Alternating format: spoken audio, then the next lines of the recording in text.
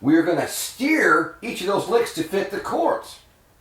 And so the first batch of chords is C for a measure to G. So I'm gonna play the 2 frets back move, and I'm gonna resolve it to a chord tone of G. And this is what I'm gonna do, I think. There's a G note at the end there. And just follow the tab on that so I don't have to walk it through the fingering. But so the last note of the lick lines up with when the G chord hits. You'll hear it in a minute. Okay? And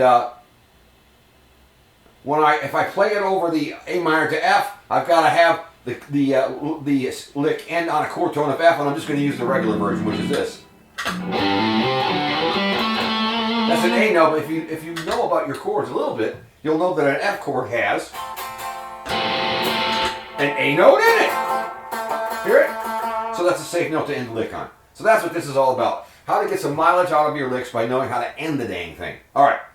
Now, I'm going to apply the same logic to the C chair lick. So if I play the C chair lick over the first section, which goes from C to G, I want to end on a chord tone of G. So let's see what we got here. Right there.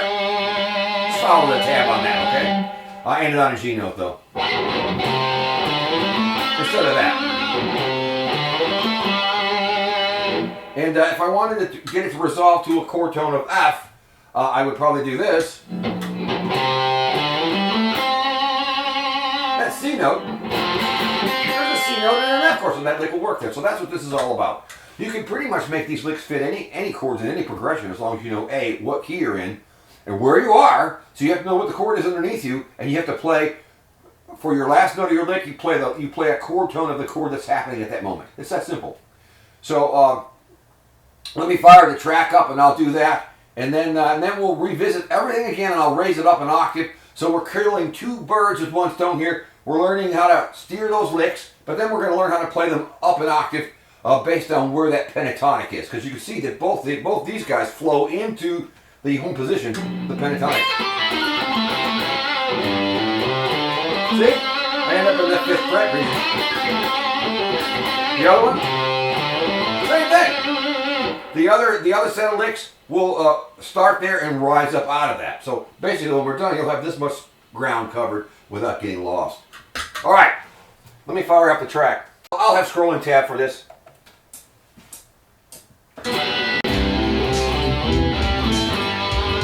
Here's the chair lick. Resolving to a C note. That's the 2 frets back move, resolving to G.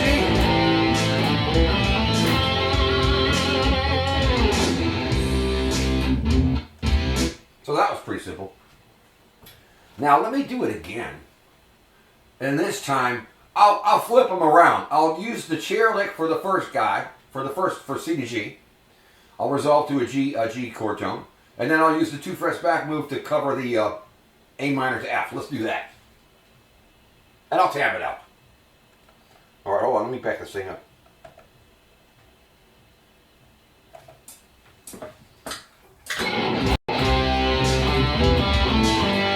Chord tone. F chord tone. Let's do it again. G chord tone. G note. F chord tone. There we go. Let me take both those licks one more time and move up basically an octave. And essentially, I'm playing the same exact licks, but instead of starting here, I'm going to start up here. On the D string. I'll tab it out for you. And the chair lick starts next door. Same stuff. I'm just going to play it up there so you can see it. All right. Okay. Just follow the tab for the fingerings. It'll be the easiest thing. So let me just go into a big dissertation over it.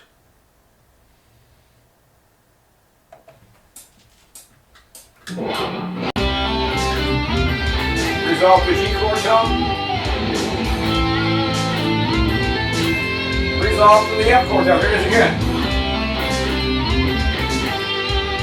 G chord tone. There's that.